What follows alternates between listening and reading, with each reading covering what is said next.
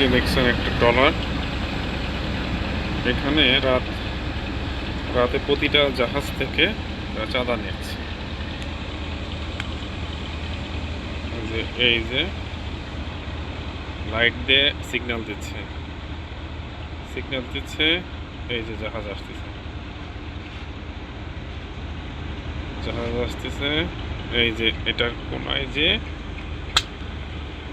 ওই যে দেখেন লোক নেমে আসে, এই যে লেনদেন করতেছে। প্রতিটা জাহাজকেই চাঁদা দিতে হচ্ছে।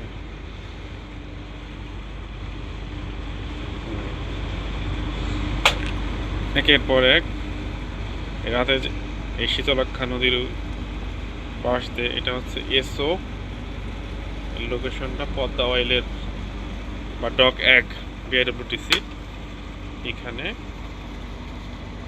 রাতে ট্রলারে করে, এরা আসলে কারা, পুলিশ নাকি অন্য কিছু, তারা বেশ কিছুক্ষণ ধরে এই ট্রলারগুলোর কাছ থেকে চাঁদা নিচ্ছে। ধন্যবাদ।